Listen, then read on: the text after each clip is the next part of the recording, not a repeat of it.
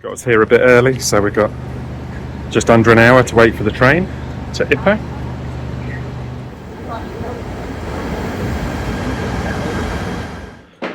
Okay, here we go to Ipoh. We've read quite a bit about it being a charming little town, so here's hoping it lives up to expectations and is as nice as we found Melaka to be. Okay, we've made it to Ipoh. Very comfortable and efficient train trip. Took slightly over the 2 hours they originally said, but pretty good. So it looks like there's a bit of a queue to get out. This is the access to our apartment, which is the majestic Imperial Tower. And we've got, is it called a steam room or something like that? Steam room is our one, which is this one. No, it's not. It's the next one. They all look the same. So we're in number 9, which is the steam room. Which is quite a strange name, but then when you see how it's decorated inside, at high security. Ooh, that one. Kate's still here because she didn't come to the temples with us. So went for sunbathing when there was no sun.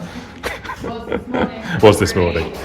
So we've got a kitchen, and you can see why they call it the steam room. It's got all bits made out of pipes.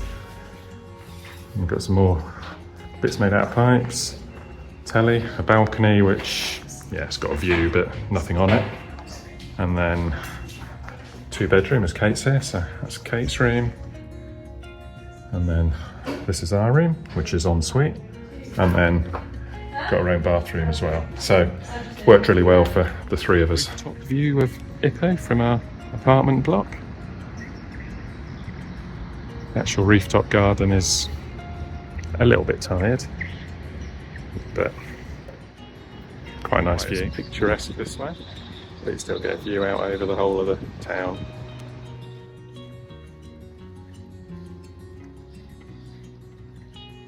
Our hotel, the street art.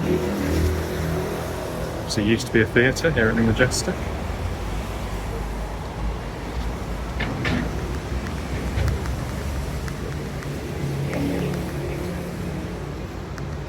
Yeah, all the way along the little road leading to the car park at the hotel.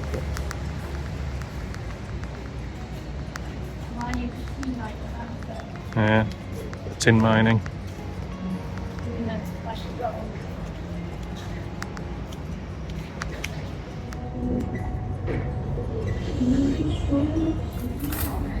Gonna be great.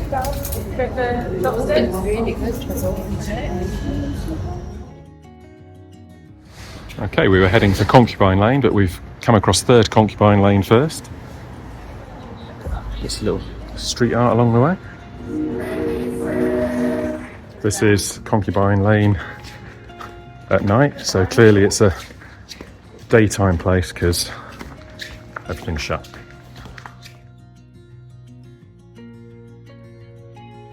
We've arrived at Sam Po Tang Temple. It's on the street where there's 3 temples, and this is the first one, the lady said in the grab. Very nice lady, but as you can see, quite beautiful in amongst the limestone cliffs. Dang shame you can't smell over video because the lovely smell of incense.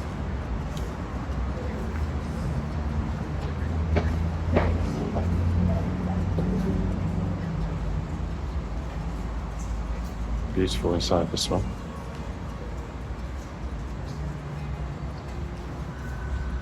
Mystery staircase, we don't know where this is taking us. There's no sign. Oh, looks like it opens up into another bigger cave.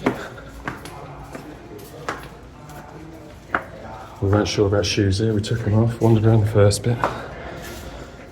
And then saw other people's shoes on, so put them on, got shouted at and told we could have them on. It's all very confusing. But anyway, he obviously allowed them on in this one.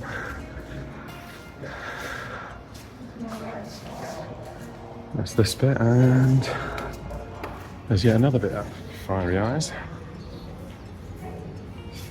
And you've got a chicken and a donkey ride for the kids. And here's the main temple. It's in one of these bits where the roof of the cave has collapsed, so it's open to the sky, which we can't remember what it's called. But a lovely peaceful spot. Let's just walk right over the top and collect the food.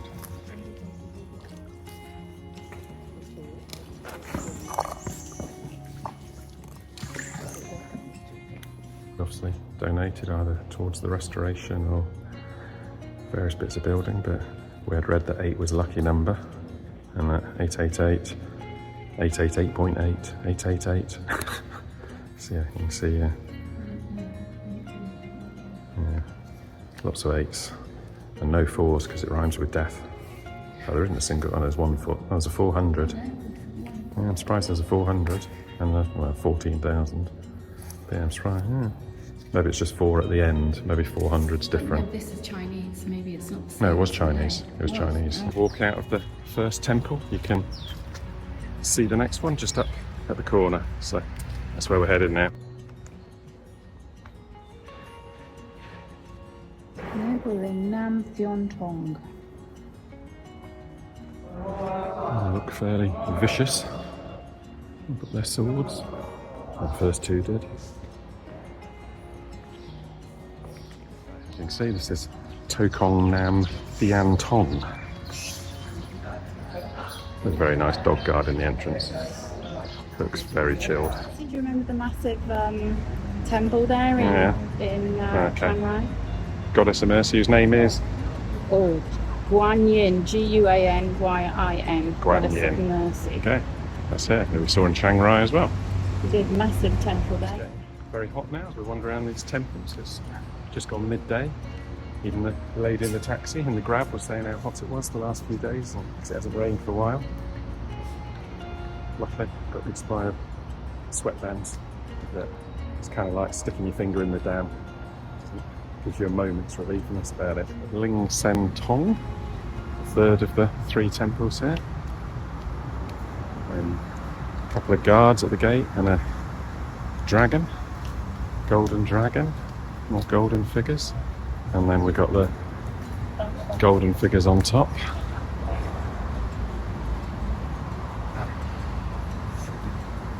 Yeah, lots of figures here, and probably the most pristine of the 3 we've seen so far. It's because it was redone in 1987 during the spring clean. Okay, that's still quite a while ago, but yeah, it's looking pretty good. These characters might look a bit random, but they're from the famous Chinese story about the journey. Journey to the West, it was called. And the characters are well known. They're the characters of Tripitaka, Sun Wukong, Pigsy, Bai Longma, and Sandy. They're even iconic outside China. And they were in a program when we were growing up called Monkey. Okay. And he was trying to get somewhere. And I don't remember where he was trying to get, but well, clearly the west. to the west.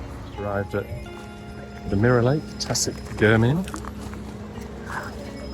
So let's go and see how much it is to get in. I can't imagine it's particularly expensive. Looks like it might be 12 each, so a couple of pounds each. Apparently this gets rammed at weekends, so best to try and get here during the week if you can. Luckily, might do Friday, it might count as almost weekend here given the level of Muslims. Who said to pose for pictures on the way in, not for us, for their records apparently, but you had to do little peace signs and... I think they want to sell us some pictures. I think they might try and sell them on the way back out. There goes the big reveal. Walk through the last little bit of the tunnel, hopefully without falling in because I'm too busy looking at the camera.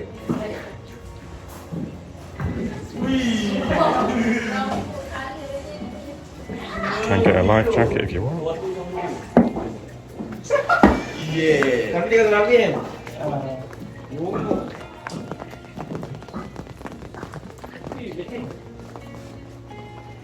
No. Rainy season, so that bit's flooded.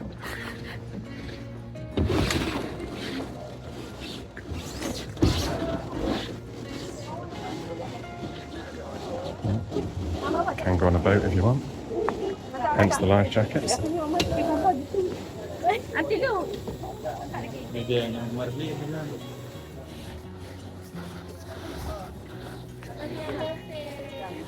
It's quite beautiful.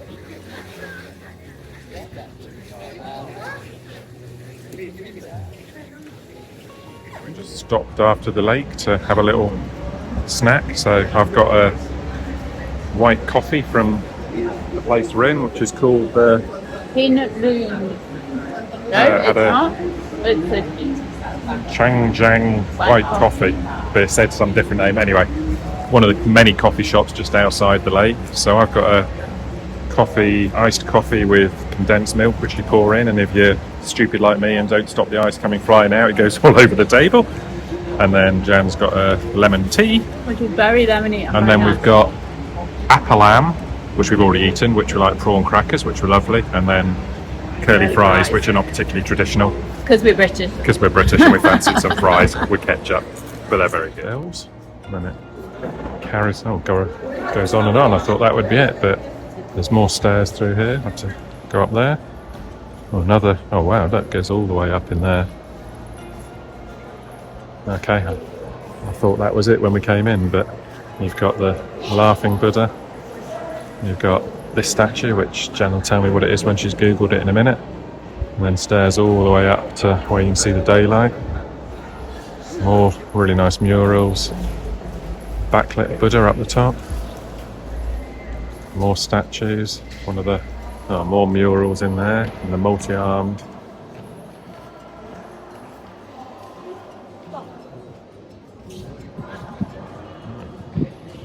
Nice temple to finish on. It's good. Quite a climb, but slowly emerging into the light. Interesting to see what's at the top.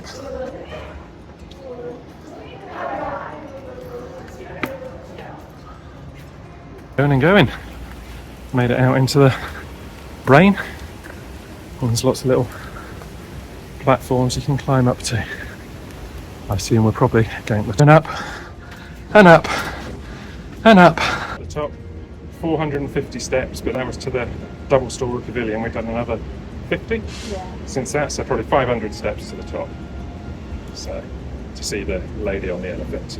Do you know who she is yet? We don't know. We don't. Look it up, go on, Google. I'm up here after 3:40. Obviously it takes about 20 minutes to get to the top and back, because the last climb is 3:40 and you've got to be back down by 4.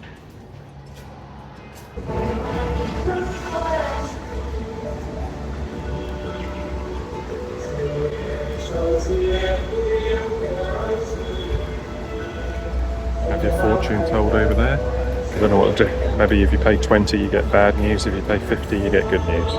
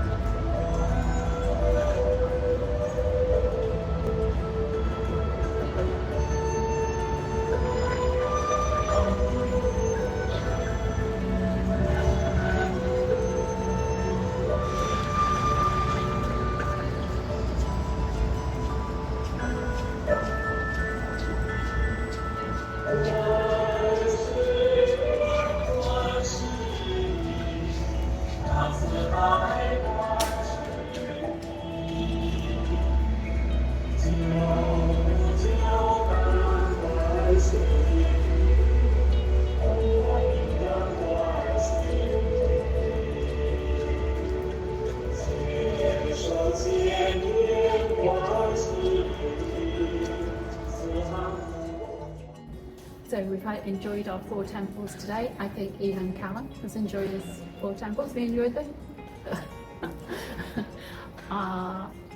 In comparison to Batu Caves, I think they were much better.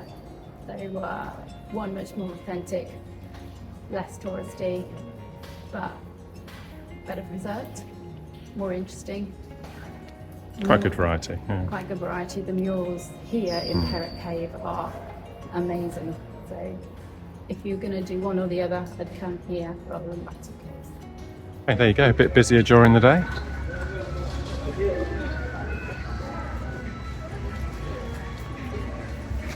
Okay,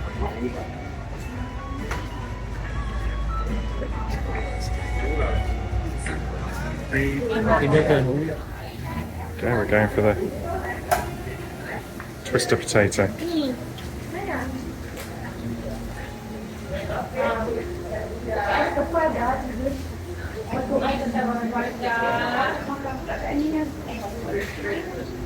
Finished article, one with barbecue and one with salt. And it's very good. There you go, this is the memorial clock. Okay, you can see there's 44 historical figures who've had their pictures put on the around the frieze there around the middle, and you can see one's been removed, and that was because there was a picture of Muhammad and it's facing the mosque. You're not meant to have a picture of Muhammad anyway, and he was between a crusader and Constantine. So anyway, he's been painted out because if you turn around, it's right opposite the mosque, so he had to be taken off. This is a bookshop in a bank. Oh, even deeper.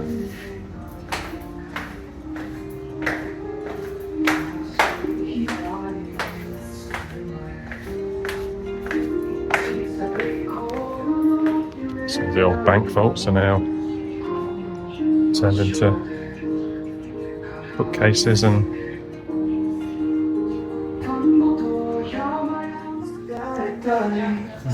comics and graphic novels in this one.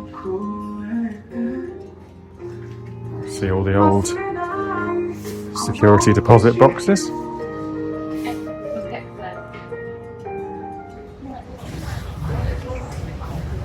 Tuan jual, siapa nak?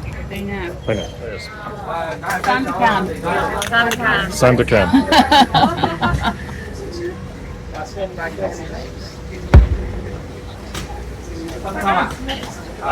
It's quite refreshing. It's like a slushy in beer. Unfortunately, Ipoh didn't live up to our expectations. The temples were great, but the town itself didn't seem to have that much to do or to offer, and it was fairly run down and quite a lot of homelessness. So yeah, a bit disappointed overall, but maybe it just wasn't for us, or we missed some areas. But yeah, not one we'd recommend massively.